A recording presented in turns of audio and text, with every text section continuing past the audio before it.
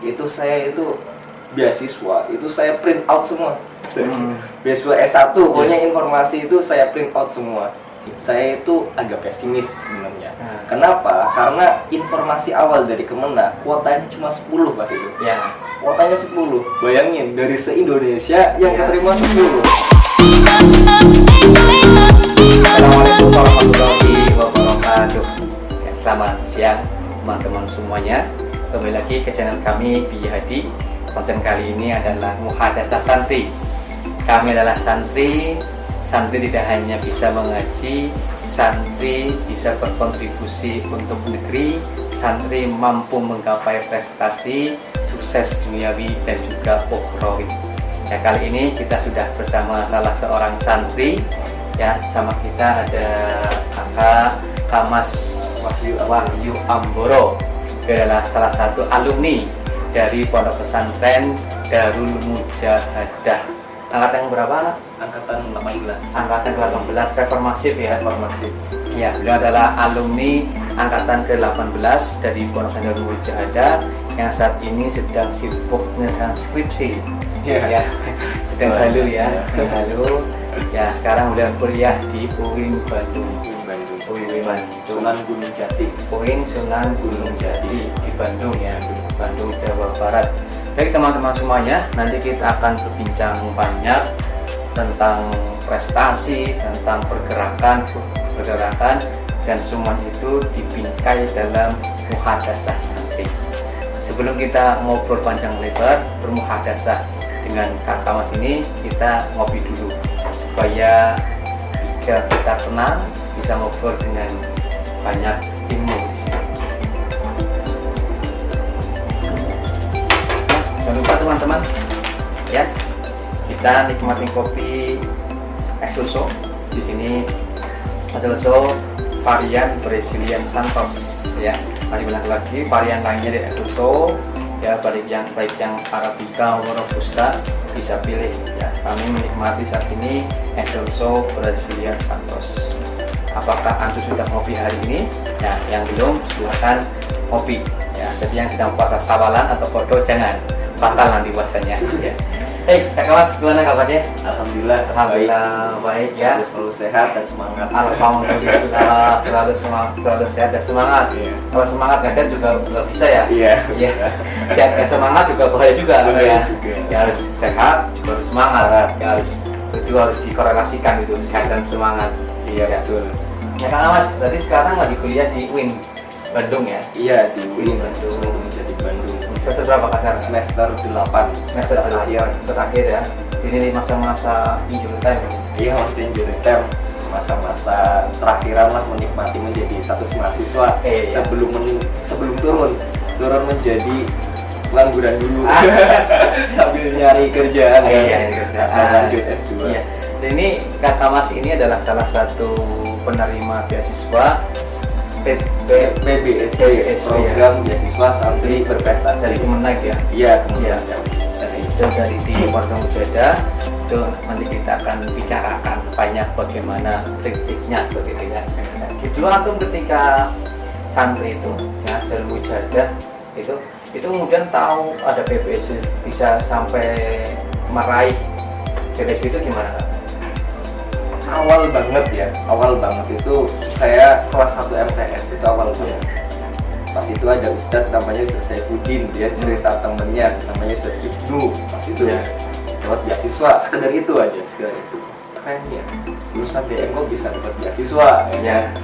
Lah kalau semenjak santri sih kita menikmati rutinitas biasa lah, nggak ada kepikiran untuk kuliah, kita fokus ada PR ya kerjain gitu kan. Osdam ya organisasi yang menjalankan seperti biasanya. Hanya mulai kan ketika naik ke kelas 6. Kelas 6 kan saya mau kuliah nih kan, atau mau apa nih kan, mau kerja juga kerja apa nggak tahu. Akhirnya tapi pengen kuliah lah, soalnya pas itu ya keren kan, kayaknya kuliah keren gitu kan. Seenggaknya kan namanya anak muda pengen keren gitu kan. Nah, sejak itu saya itu pergi izin kan, ya izin ke Margasari. Itu saya itu beasiswa itu saya print out semua. Beasiswa S1 pokoknya informasi itu saya print out semua, termasuk persyaratan dan cara mendaftarnya. Dan kalau di Darul Mujahadah biasanya kalau PBSB itu kita itu dipandu sama Ustadz pendaftarannya dan sebagainya. Ya karena ada berbagai persyaratan, ya saya menjalankan proses persyaratan itu, menyiapkannya. Jadi segala halnya. Informasi itu di sini lebih mudah ya, karena dari guru sendiri atau ustadz itu membimbing ikut ke situ ya, kata PBSB ya. Baik, jadi teman-teman karena sekarang juga zamannya udah digitalisasi ya, itu bisa nyari di Google atau bisa nanya ke guru-guru yang ada. Mungkin itu kan informasinya. Mungkin kalau kayak kakak sendiri kan dari segi spiritualitas, mungkin ada ikhtiarnya sampai 3 bulan 30 hari 3 hari gitu kan gak tidur atau gimana, atau mungkin tahajud itu dikencangin sebagainya gimana ya? Iya, jadi saya tuh sebenarnya untuk PBSB ini saya itu agak pesimis sebenarnya. Kenapa? Karena informasi awal dari Kemenak kuotanya cuma 10 Pak itu. Ya. Kuotanya 10. Bayangin dari se-Indonesia yang keterima 10. Akhirnya saya pesimis nih kayaknya. Nah, pas itu saya itu daftarnya itu ada banyak ya, dari mulai bidik misi. Bidik misi saya daftar, memenuhi persyaratannya lah saya daftar, kemudian juga saya daftar Polri. Polri. Polri saya juga pernah pengen jadi tadi Polri berarti? Iya pernah. Dan alhamdulillah sekarang gak jadi, malah bersyukur. Soalnya kalau Polri kan saya sekolahnya cuma 7 bulan. Kalau kuliah kan lumayan lah 4 tahun. Ya, Polri. Saya pas itu sampai tes kesehatan pertama langsung gagal pas itu.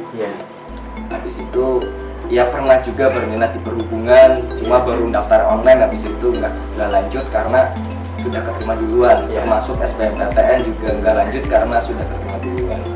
Tapi untuk tirakatnya sebenarnya enaknya di pesantren gitu, karena kita kan sudah terbiasa rutinitas belajar. Ya kita dari pagi sampai pagi lagi di pondok, nggak bawa HP, nggak ada hiburan, mau ngapain lagi ya kan? Akhirnya di situ kita mau nggak mau udahlah belajar aja total gitu kan. Cuma untuk PBSB sendiri saya sudah punya trik sebenarnya. Gimana? Triknya itu kalau di pondok itu kan ujiannya banyak banget.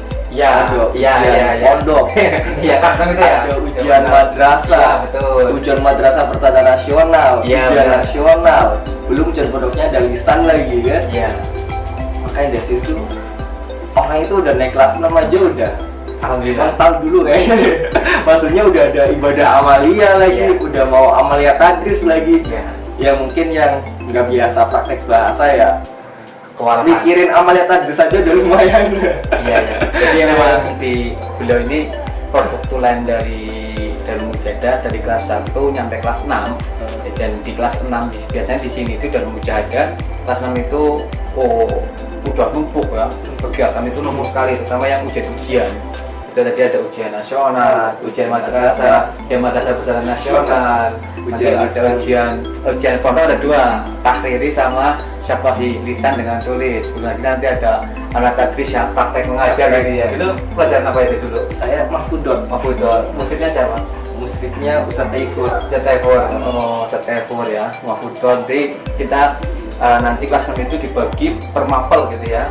Per mapel nanti kita belajar mengajar anak tadris gitu dengan busana guru, juga mengikat idat ya. Idat itu berbulan-bulan ya. Berbulan-bulan itu nanti bisa soal. Tidak hanya itu, menggunakan 2 bahasa Arab dengan bahasa Inggris. Jadi full. Itu yang kelas 6 di sini. Jadi silakan yang kelas 5 lanjut kelas 6 jadi alumni ya. Yang kelas 3 lanjut kelas 4 naik kelas 5 naik kelas 6 udah jadi alumni gitu ya. Tadi kelas 6 itu tadi triknya bagaimana? Triknya itu pasti ya. Prinsipnya sebenarnya berusaha maksimal. Berusaha maksimal itu segala hal yang berhubungan dengan itu diusahain. Enaknya sekarang itu persyaratannya sudah ada. Jadi kita itu nyiapin itu nggak Misalkan teman-teman fokusnya pengen kuliah di ITB, Iya. kan persyaratannya berarti harus menaikkan nilai UN. Jadi yang harus difokusin ya UN kan gitu. Iya. Kalau saya misalkan PBSP itu dulu pas itu ada yang keagamaan, ada yang sifatnya eksak kayak keperawatan, farmasi, Iya. kesehatan masyarakat. Kalau teman-teman pengen PBSB yang jurusan itu, ya harus pintar IPA-nya, matematikanya. Iya, iya. Lah, kebenaran pas itu saya namanya keagamaan, Iya. karena jurusannya tasawuf psikoterapi. Materinya ya kepondokan, kesantrenan, kemudian materi-materi UMBN dari sejarah Islam dan sebagainya. Baca itu kan di pondokan ringan ya, Iya. karena kita biasa baca yang bahasa Arab, jadi Iya. yang bahasa Indonesia yang kayak fikih gitu tuh ringan gitu. Makanya saya tipsnya itu sebenarnya fokus ke sana. Apalagi angkatan 2016 sampai sekarang. Bahkan sekarang UN udah nggak ada. Iya, iya. Kalau dulu angkatan 2016 itu pertama kali UN itu ditentukan oleh sekolah. Iya. Jadi nilai 2-1 pun pasti lulusnya gitu. Kecuali ya mohon maaf ada kasus apa gitu kan. Iya. Yang lain. Jadi akhirnya saya UN ini ya tetap belajar, cuma nggak difokusin banget lah. Yang difokusin justru yaitu fisik untuk Polri pas itu, kemudian yang kedua materi buat PBSB itu, yaitu pelajaran-pelajaran UMBM lah. Saya kira anak pesantren kalau belajar kayak Quran hadis itu cerem banget ya. Quran hadis, fikih, LKS gitu kan. Saya kira saya aja baca itu Sekilas gitu ya. doang ya kan. Betul. Apalagi ABCD-an lagi. Bayangin ABCD-an. Iya, iya. Jadi soalnya pas itu per mapel itu ya 15, saya masih ingat banget. Jadi itu saya itu paling telat masuknya pas itu, paling cepat keluarnya. Mungkin saking gampangnya soalnya. Iya, iya, iya. Iya, karena gitu. Iya. Materi-materi. Materi-materinya gitu. Anak pondok jangan minder ya. Iya, jangan Ternyata minder. kita punya kelebihan situ. Iya. Baik, baik, baik. Kemudian ketika antum kemudian ini ya sukses selesai Lolos lah, lolos. mendapat beasiswa gitu ya, dapat beasiswa, kemudian antum berarti masuk fase baru ya, menjadi seorang mahasiswa di universitas gitu kan. Kemudian di sana apakah ada kendala ataupun nanti ketika antum di sana ada banyak pergerakan organisasi gitu ya, dan antum ikut kemana ataupun nih teman-teman yang baru masuk nih, yang baru alumni gitu ya, yang baru menginjak kaki sebagai mahasiswa yang rasanya wah gitu kan, ternyata nanti juga banyak tugas, uang pas-pasan belum dibayar dan sebagainya gitu ya. Itu gimana antum di sana? Kalau awal saya masuk sebenarnya kalau mahasiswa PBSB kita enaknya di sana kan sudah ada kakak kelas sebelumnya. Oh gitu, senior jadi ya? senior, jadi nggak nyari-nyari Iya. kakak kelas PBSB sebelumnya. Iya, iya. Mungkin ini saya berbicaranya ketika mahasiswa yang lain lah, ketika Iya. lewat jalur SPAN, UM pasti masuk ke kampus itu kan pertama kan pasti nyari kosan ya kan, Iya. nyari kosan, kemudian ini kalau saran ya, sekedar saran ya kan, ketika masuk teman-teman pasti nyari grup lah, grup maba, karena di situ ada informasinya. Iya. Jangan sampai hari pertama masuk kuliah nggak dapat informasi kan. Iya. Akhirnya nggak masuk hari pertama ya gitu. Biasanya kemudian ke fakultas, biasanya di situ papan informasi itu lengkap dari mulai jadwalnya ataupun pembayaran UKT dan sebagainya. Kemudian masuk organisasi yang disarankan bagi maba itu Iya. organisasi daerah. Misalkan teman-teman orang Tegal kuliah di Bandung, ya nyari IMT kan mahasiswa Tegal. Kalau Brebes nyari KPMDB misalkan, ataupun yang dari lainnya itu. Kenapa? Karena di sana itu kan kita ada kesamaan. Karena kenapa adanya cinta kasih sayang itu kan salah satunya adanya kesamaan gitu kan. Nah, kalau daerah ada kesamaan bahasa lah seenggaknya. Jadi Jadi ada kita rasa ada memiliki gitu. ada rasa memiliki, enak gitu nah. Iya, iya, iya. Nah, sambil berjalan pasti di situ ada semacam ya perubahan-perubahan lah yang terjadi nanti, perubahan paradigma, sehingga nanti kita akan kuliah aja lah ya kan. Iya. Nanti dari situ nanti kalau mainnya sama orang-orang yang bisnis, wah saya mending kuliah sambil bisnis lah ya kan. Nanti kalau mainnya sama orang yang akademik ya kan, belajar ya udah nggak usah organisasi, yang penting mah kuliah biar cepat lulus, itu ikut organisasi nanti kuliahnya telat gitu kan. Iya, iya, iya. Mending fokus kuliah aja. Jadi tergantung teman ya. Tergantung teman ya kan, itu yang mempengaruhi paradigma iya. pemikiran sehingga langkah-langkah gitu ya. Kemudian kalau itu kan yang dari daerah ya. Iya, daerah. Mungkin kalau yang tadi kebetulan bertemunya dengan teman senior yang aktif organisasi gitu ya. Itu maksudnya ikutnya mana gitu. Iya. Kalau orang itu mungkin ke PMI, Iya. kalau yang orang Muhammadiyah, IMM dan sebagainya, gimana tuh Kak? Iya, jadi ini menarik sekali, cuma saya kan nggak promosi lah ya. Iya, nggak apa-apa. Sifatnya diskusi lah ya, iya. diskusi. Pasti teman-teman kalau masuk kampus itu organisasi banyak banget. Ada organisasi itu kan di kampus ada dua, ada intra kampus dari mulai HMJ, HMPS, DEMA, SMA, DEMA U ya kan. Kemudian ada ekstra kampus. Ekstra kampus itu meliputi segala hal termasuk orda. Ya ada kalau OKP-nya ada IMM, ada HMI, ada PMII, ada GMKI dan lain sebagainya. Lah tadi kalau saya membedakan tipologi mahasiswa itu ada 3 sebenarnya. Apa itu? Ada tipe akademis, ada tipe aktivis, sama ideal. Tipe ideal. Saya jelaskan itu. Kalau tapi untuk akademis sendiri masih sama ya. Orang yang fokusnya itu ya kuliah, dia itu fokusnya nilai. Jadi yang penting nilainya bagus, gitu ya. tepat waktu, Iya, ya kan. iya. Sehingga dia itu ya hanya mengikuti alur yang ada di dunia kampus, kuliah, habis itu ngerjain tugas, besoknya kayak gitu terus. Sehingga banyak hal yang kurang dirasakan, kayak misalkan pengalaman merantaunya itu kurang, karena bolak-baliknya kampus sama kosan, pengalamannya lingkungan itu, kemudian lingkungan pertemanan juga kurang. Nah, kemudian aktivis sendiri sebenarnya ada pergeseran makna menurut saya. Gimana ya? Kalau yang menurut saya aktivis itu adalah orang yang selain dia itu banyak membantu orang karena dia itu mengisi ruang-ruang lain yang tidak diisi akademis. Misalkan ruang-ruang kritis, ruang-ruang ideologis, ruang-ruang membantu orang lain. Kalau kadang kan orang telat bayar UKT, bingung. Nah, inilah kewajibannya aktivis untuk membantu, ya kan kadang ada. Iya, tapi pergeseran makna sekarang itu aktivis itu adalah orang yang punya jaringan banyak. Orang juga yang punya jaringan, jejaring banyak, kan semuanya punya kenalan banyak sehingga nanti kerjaannya nggak bingung. Itu pergeserannya ya menurut saya. Jadinya nggak ikhlas 100% aja. Satu sisi ya niat ya kadang bantu orang, misalkan ya sisi lainnya kadang ada keinginan yang tersulit di dalamnya, batu loncatan dan sebagainya. Itu pergeseran makna. Kemudian ideal, kalau ideal bagi saya sederhana sih, yang penting kuliah beres, kemudian berorganisasi juga beres, balance gitu ya. Itu idealnya gitu menurut saya. Karena ada hal-hal di dunia akademik yang di dunia organisasi itu tidak diajarkan di akademik. Saling mengisi aja ya. Jadi teman-teman yang nanti bingung saya mau kuliah aja, baca buku aja, ataupun nanti mau aktif di organisasi, itu silahkan. Tapi ya tergantung teman kita. Teman. Itu yang membentuk dengan sendirinya. Gitu. Kayak gitu. Terus kemudian ketika di perkuliahan aktif di organisasi gitu ya. Mohon maaf sebut aja ya, PMI gitu ya. Ya ini promosi ya, tapi memang yang ngomongin.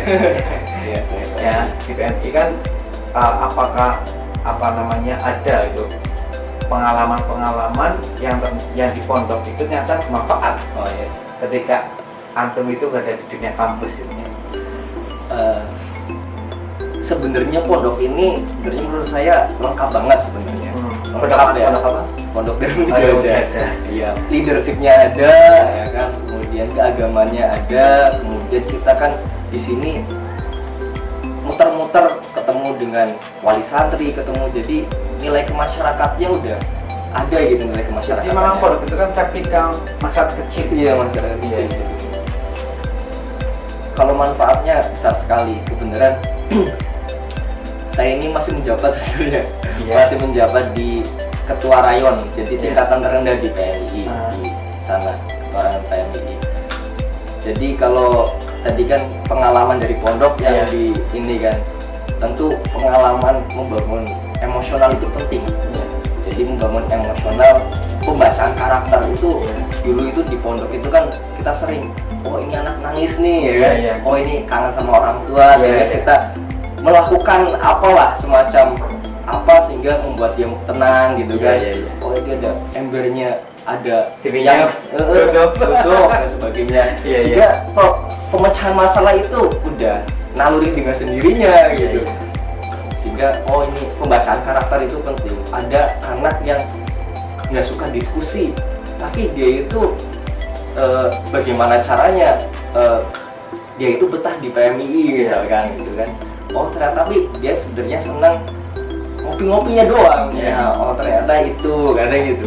Ya intinya pengalaman yang berharga sih ya itu pembacaan karakter, kemudian problem solving itu naluri dengan sendirinya. Karena udah terbiasa, Udah biasa.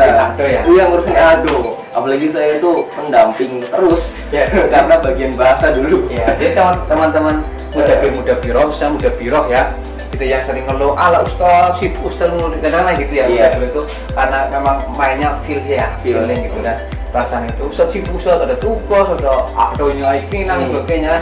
Kalau balita biasa aja kan Biasa cuek gitu. aja. Nyata ya itu sebenarnya sebagai sawah ya. Sawah kita ketika di pondok, bagaimana kita mencangkulnya, menanamnya, dan memberi memilih produk yang akan kita tanam sebagainya. Nanti kita akan panen nanti gitu ya, nggak sertifikat dari itu. Jadi jangan banyak ngeluh karena ternyata ada manfaatnya ya, dan banyak pastinya itu. Dan yang paling berkesan itu disiplinnya. Ya Disiplin, kan? iya. Kalau di kampus itu kan waktunya luang banget ya. Iya. Kita banyak ngangurnya, sehingga orang itu produktivitasnya itu kurang banget. Jadi kayak bangun itu rata-rata ya, kalau misalkan kuliahnya jadwalnya sore, pasti bangunnya siang. Yang di kosan terutama. Nah kalau anak pondok itu bisa ngatur.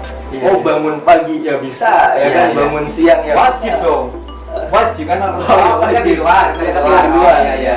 Ketika di luar itu kita bisa mengatur. Iya. Jadi ada jadwal misalkan ketemuan dengan dosen misalkan. Iya. Ya anak pondok itu bisa. Kalau yang bukan pondok pasti susah gitu. Apalagi bangunnya kesiangan itu susah untuk dihilangkannya. Iya. Baik, kita harus terima kasih sama ayah ya. Iya, ya. Ada kondisi yang kita bangun pagi, Disiplin. dan memang susah sekali dan memang gitu ya. Bangun Itu begitu. yang susah sekali. Memang kita harus membiasakan memaksa diri kita untuk bangun pagi. Dan ketika santri itu kita lagi dilatih ya, dididik untuk supaya disiplin dalam berbagai hal itu. Iya. Terus ini kita info yang ada, Antu juga nulis buku ya? Iya, nulis buku. Cuma sebenarnya nulis buku itu mengisi kekosongan sebenarnya, mengisi kekosongan. Karena di pondok ini kan banyak cerita gitu kan. Sayang gitu kalau misalkan hanya ada di otak saya. Makanya perlu bagi saya untuk menuliskan ya sedikit-sedikit yang saya ingat di pondok ya kan, sambil belajar nulis juga. Iya. Gitu. Tapi awalnya sih pas itu mau lomba cerpen pas itu awalnya. Cuma kan banyak banget juga saking baiknya cerita gitu. Akhirnya udahlah dilanjutin aja gitu. Tapi menulis buku tersebut, apakah pernah antum rasakan atau latih ketika jadi santri? Atau antum aktif di buletin atau apa? Iya, saya dulu juga aktif di buletin. Iya. Paling nulis. Wah dulu itu buletin suatu Darul Mujahadah itu Iya. aktif gitu. Bahkan kita sering nge-share keluar. Iya. Gitu. Saya tuh senang gitu dulu ketika puisi saya ya kan. Iya. Puisi pas itu saya itu kalau puisi-puisi romannya romance gitu, Ya, agak alay romantis, gitu. alay gitu ya. Tapi dimuat di buletin gitu. Terus pondok gitu ya. Bangga banget Ada nih. namanya kita gitu ya. Iya, ada nama kita. Oh, itulah bangga banget. Iya. Kan tidak dibaca santri putra, kadang dibaca santri putri Iya. juga. Akhirnya kita senang banget lah gitu. Gitu ya. Iya. Iya. Sejak itu saya senang juga di kampus pun saya akhirnya nulis juga di berbagai website termasuk website Jasmura Nasional. Kemarin ada tulisan saya yang di Jasmura Nasional yang di web Darul Mujahadah pun ada. Tapi tentang Aba Asrof, karena saya pas itu nyanyi Aba Asrof nggak ada di website nih. Iya. Makanya saya sedikit lah tulisan tentang Kiai Asrof. Iya. Jadi ternyata beliau menulis buku pun ternyata buah dari ketika beliau aktif di dunia penulisan di Pondok Pesantren Mujahadah. Dalam hal ini Buletin Sodrul Mujahadah. Jadi kita harus aktif lagi nih buat ini ya. Iya. Ternyata manfaatnya luar biasa. Sekarang memang masalahnya emang jarang sekali orang-orang gitu ya yang suka menulis gitu, yang mau menulis nggak usah suka, mau gitu aja. Oh iya. Padahal cuma aktivitas kita sehari-hari gitu ya. Ternyata semakin sedikit gitu ya. Biasanya itu karena satu nggak ada ruang biasanya. Ruang. Ini tulis mau diapain gitu Iya, ya. iya. Kalau saya pas itu kan pasti dikirim ke website. Nanti kalau diterbitin banyak kebanggaan kayak di NU Online. Iya. NU Online itu pas itu pertama kali terbit, anjir bangga gitu kan. Iya. Saya kadang share ke grup-grup gitu kan. Pas itu ada kebanggaan tersendiri. Ya nilai kebahagiaan itulah. Iya. Sederhananya bagi saya menulis itu apa yang ada di pikiran kita dituliskan, ya itulah tulisannya. Iya. Bagi saya. Iya. Bentuk lain dari pikiran kita dan tulisan kita kan tulisan. Iya, betul. Iya. Baik-baik ya. Ambil buku dulu.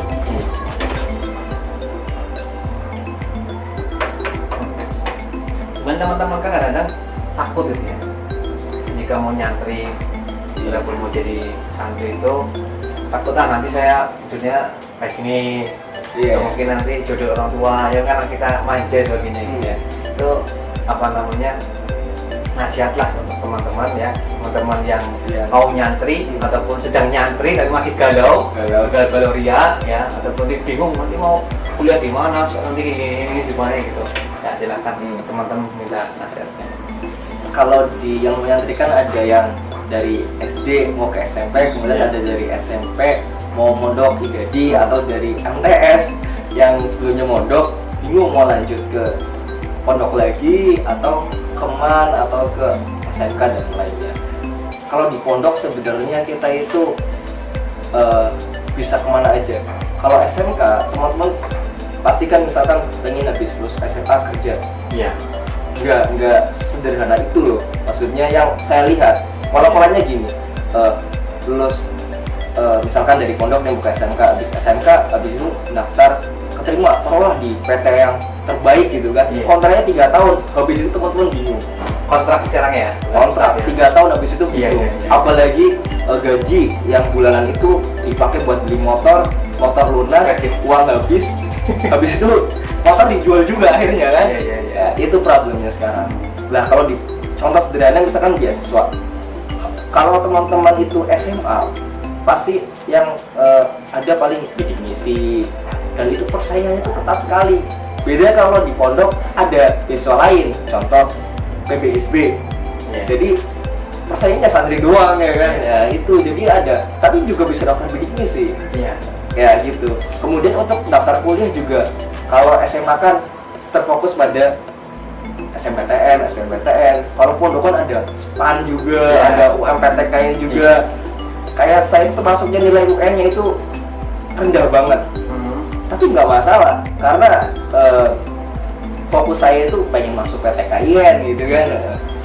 Karena saya pun tahu persaingan untuk masuk kampus Bonafit seperti Unpad, ITB itu lumayan berat ya gitu.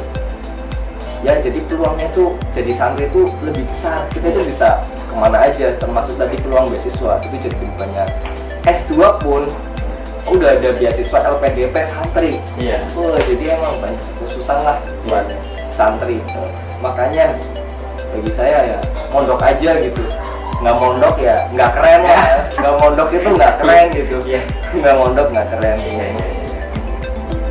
Baik-baik teman-teman semuanya, ya tadi sudah panjang lebar sekali, panjang apa namanya beberapa ulasan kita tentang dunia santri ya, dan kesusahan ini, dan gak ada salahnya, dan bahkan kalau nggak mondok keren ya. Iya, keren. Dan mondok tadi nggak keren. memang banyak kesempatan ketika kita menjadi santri.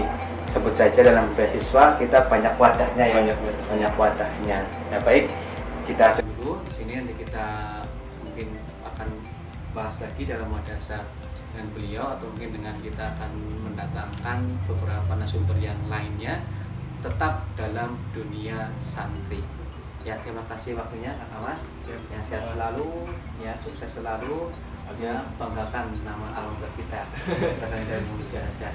Ya, teman-teman semuanya semangat, Ya, yang ingin mondok silakan daftarkan anak-anak putra putri Anda, adik-adiknya, saudara-saudaranya di Pondok Darul Mujahadah. Masih ada gelombang 3. Nah, silakan datang segera, buka websitenya www.darulmujahadah. Nanti situ semuanya ada semua persyaratan dan sebagainya, masih dibuka untuk gelombang yang ketiga, yang terakhir berarti, makanya cepetan untuk daftar. Ya, terima kasih untuk semuanya. Kita akan bertemu lagi di kesempatan yang lainnya dengan orang-orang hebat, santri-santri hebat yang punya kiprah, punya prestasi, dan juga pastinya orang-orang yang punya manfaat. Khairun nasi anfa'uhum linnas, orang yang baik itu adalah orang yang paling banyak manfaatnya. Tetap semangat, tetap hidup sehat, agar kita bisa bermanfaat dan pastinya sukses di dunia akhirat. Syukron, assalamualaikum warahmatullahi wabarakatuh.